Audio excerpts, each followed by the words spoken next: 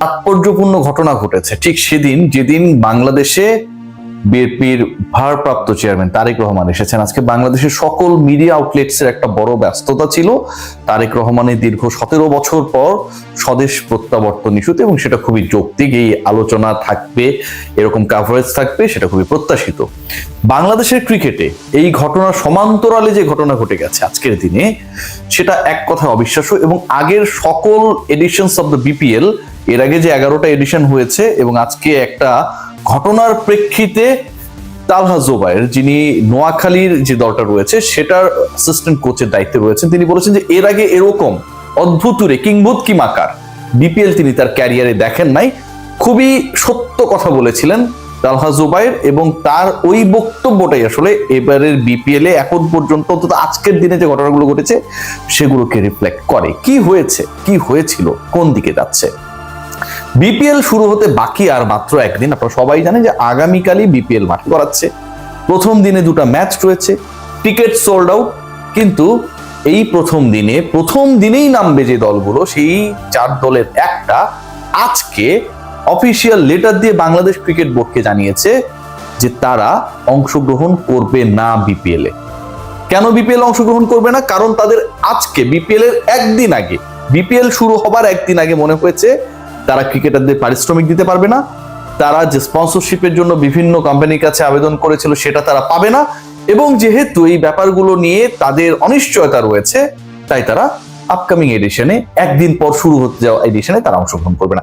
ভাবতে পারেন চট্টগ্রামের এই দলটাকে নিয়ে যে কি পরিমাণ আলোচনা হয়েছে, আমি যে কতগুলা কন্টেন্ট বানিয়েছি এবং আপনাদের গালি খেয়েছি, সেই দলটা যেটার মালিক পক্ষকে বলা হচ্ছে যে ঘোস্ট ম্যানেজমেন্ট, কারা এখানটায় জড়িত কেউ জানে না, আবার সবাই জানে। ওই যে থাকে না যে ভূত এসে পাশের চেয়ারটি সরিয়ে দিয়েছে, জগের মধ্যে পানি ছিল সেটা খেয়ে চলে গেছে, কেউ দেখে নাই। চট্টগ্রামের দলটা যেন সেই ঘোস্ট ম্যানেজমেন্ট নিয়েই চলছিল, এবং যেই ঘোস্ট ম্যানেজমেন্ট নিয়ে রিপোর্ট করেছিলেন আমাদের আতিফ আজম ভাই, সেখানটাই ম্যানেজমেন্টের যিনি চেয়ারম্যান ছিলেন চট্টগ্রামের কর্ণধার, তিনি দাবি করেছিলেন যে তারা আসলে এবারে দল পরিচালনা করার জন্য এখন পর্যন্ত যে অবস্থায় রয়েছে হয়তো শেষ পর্যন্ত পারবে না। বাংলাদেশ ক্রিকেট বোর্ড এরপরে মিডিয়া অ্যাডভাইজারি পাঠিয়েছিল যে চট্টগ্রামকে নিয়ে কোনো সমস্যা নেই, যেটা ক্রিকেট বোর্ড সবসময় করে। নারী ক্রিকেটার ইস্যুতে জাহানারা আলম যখন প্রথম অভিযোগ করেছিল, ক্রিকেট বোর্ড তখন মিডিয়া অ্যাডভাইজারি পাঠিয়েছিল, জাহানারা কেউ না আমাদের টিমের। সেই সময়ের যিনি চেয়ারম্যান ছিলেন আব্দুর রাজ্জাক এটা নিয়ে কমেন্ট করেছিলেন। তো ক্রিকেট বোর্ডই আগ বাড়িয়ে যে কাজগুলো যখন করে, আপনি ধরে নিতে পারেন যে তার মানে কিছু একটা হচ্ছে। সেটা হয়েছে ক্রিকেট বোর্ড খেলা শুরুর একদিন আগে they had to take over the responsibility of Chattogram Royals.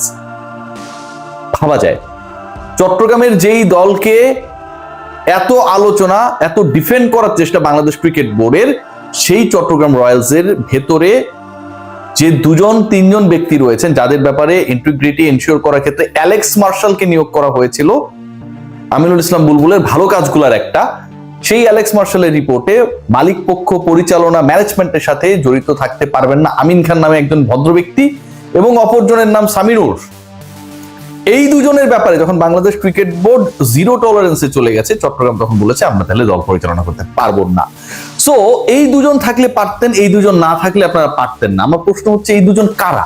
এরা কি বাংলাদেশের বিশাল কোনো শিল্পপতি, অঞ্জন চৌধুরী পিন্টু, বা একসময় বাংলাদেশে অবস্থান করতেন সালমান এফ রহমান, এরকম কেউ? মানে এরা কারা? এই ব্যক্তিদের ছাড়া আপনারা পরিচালনা করতে পারতেন না, আবার এই ব্যক্তিরা থাকলে আপনারা পরিচালনা করতে পারবেন। তো ম্যাজিকটা কোথায়? সেই ম্যাজিকের রহস্য আমরা জানি না। ক্রিকেট বোর্ড ফাইনালি দায়িত্ব দিয়েছে হাবিবুল বাশার সুমনকে এই দলের ম্যানেজমেন্টের দিকগুলো দেখার জন্য। ক্রিকেট বোর্ড পেমেন্ট থেকে শুরু করে সকল কিছু দেখবে, কিন্তু দুর্নাম যেটা হওয়া সেটা হয়ে গেছে। মাঝখান থেকে যতটুকু আমি জানি, যতটুকু ইনফর্মড হয়েছি, শিওর হয়েছি, চট্টগ্রাম ফ্র্যাঞ্চাইজি ফি বাবদ যে 2 কোটি টাকা দিয়েছিল, তারা দিয়েছিল দাবি করা হচ্ছে বাংলাদেশ ক্রিকেট বোর্ডের পক্ষ থেকে, এবং আরো 1 কোটি টাকার একটা পে অর্ডার সেটা ভাঙিয়েছে বাংলাদেশ ক্রিকেট বোর্ড। টোটাল 3 কোটি টাকা যেটা বাংলাদেশ ক্রিকেট বোর্ডে তারা জমা দিয়েছিল, সেই টাকা তারা ফেরত পাবে না। এটা হচ্ছে একটা গুড নিউজ। মানে এটা যদি হয়ে থাকে, এবং এই ঘটনার প্রেক্ষিতে 3 কোটি টাকা আপনি ঠিক আছে আটকাতে পেরেছেন বা বিসিবির ফান্ডে রয়েছে, কিন্তু ইজ্জতটা যেভাবে এই মকারদের জন্য, মকারির কারণে যারা এই দলটা পেয়েছিল, এই আমিন খানের গং কিন্তু এর আগে রাজশাহীর দায়িত্বে ছিল, এবং তখন ফারুক ভাইয়ের মতো লোক বিসিবির প্রেসিডেন্ট ছিল।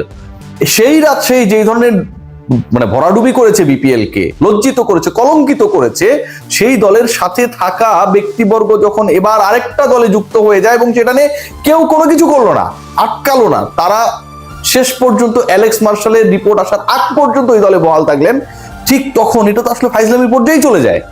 বাংলাদেশ ক্রিকেট বোর্ডে ইজ্জতের জায়গাটা কোথায় থাকে? নোয়াখালী নিয়ে ঘটনা ঘটেছে, চট্টগ্রাম নোয়াখালী দুটো একই বেল্টে। নোয়াখালীকে নিয়ে আমি আলোচনা করেছিলাম, আপনারা দেখেছিলেন যে নোয়াখালীর জার্সি নিয়ে একটা সমস্যা হয়েছিল, আমি নাম মেনশন করিনি ওই সময়টায়।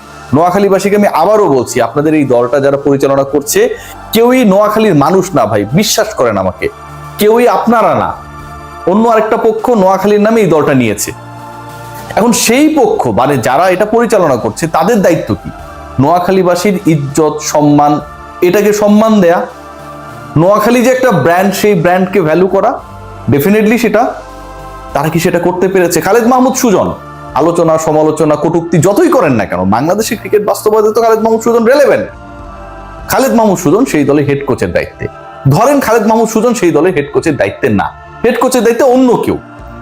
আপনি যখন একটা দলকে নিয়ে প্র্যাকটিসে নামবেন এবং সেই প্র্যাকটিসে নেমে যখন আপনি 3টার বেশি বল দেওয়া হবে না, এরকম একটা আলোচনা, এরকম একটা ডিসকাশন, এরকম একটা ফোন কল আপনি পাবেন, তখন তো সেটা লজ্জার, অপমানের, বিব্রতকর, কোনোভাবে এটা মেনে নেওয়া যায় না। খালেদ মাহমুদ সুজন তালহা জুবায়ের 3টা বলের বেশি প্র্যাকটিস সেশনে পাবে না, এটা দিয়ে প্র্যাকটিস করাতে হবে এবং কাইন্ড অফ তার সাথে মিসবিহেভ করা হয়েছে।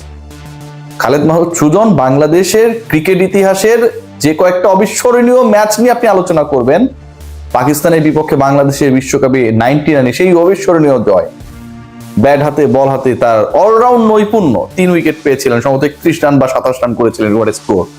সেই খালেদ মাহমুদ সুজনকে কাইন্ড অফ থ্রেট করা হয়েছে, হুমকি দেওয়া হয়েছে, মিসবিহেভ করা হয়েছে নোয়াখালীর ম্যানেজমেন্টের দায়িত্বে যিনি রয়েছেন। পরবর্তীতে বলা হলো তিনি ম্যানেজমেন্টে নেই, তাহলে তিনি খালেদ মাহমুদ সুজনের সাথে ওই মিসবিহেভ করার আশকারাটা পেলেন কোথা থেকে? তিনি কেনই বা খালেদ মাহমুদ সুজনকে ফোন করলেন? একজন কোচ, খালেদ মাহমুদ সুজনের কথা ভুলে যান, অনেক নিচু লেভেলের একজন কোচ টিমকে প্র্যাকটিস করাবে, তাকে থ্রেট করা হচ্ছে এবং তাকে বল 3টার বেশি দেওয়া হবে না, এরকম ঘটনা যখন ঘটে, সেটা কোনোভাবেই প্রফেশনাল না। শেষ মুহূর্তে গিয়ে আপনারা ক্রিকেটারদেরকে টাকা বুঝিয়ে দিয়েছেন টাইপের, আমি এখনো ডাউটফুল। এর আগেও আমরা দেখেছিলাম যে রাজশাহী টাকা বুঝিয়ে দিয়েছে, যে চেকগুলো পরবর্তীতে জমা হয়েছিল সেগুলো বাউন্স করেছে, এনামুল হক বিজয় এখনো 30 লক্ষ টাকা পায়। So cheque is not the ultimate money. কেউ এত খুশি হয়ে যায় না, আমি কোনো দলের কথা মেনশন করছি না, কিন্তু বিপিএল এই ঘটনাটা রেগুলার বেসিসেই ঘটে। নোয়াখালীর এই ঘটনার পর তালহা জুবায়ের বলেছেন যে এরকম বিপিএল, এরকম ম্যানেজমেন্ট তিনি তার ক্যারিয়ারে দেখেন নাই, আমিও দেখি নাই ভাই, যে কোচ উঠে চলে যেতেছে, প্লেয়াররা খেলবে না, এরকম নানা ঘটনা আমরা দেখেছি, কিন্তু কোচ উঠে চলে যাচ্ছে এরকম ঘটনা বাংলাদেশ ক্রিকেটের ইতিহাসে এবারই প্রথম, যেখানটায় তালহা জুবায়ের, খালেদ মাহমুদ সুজন ছিলেন।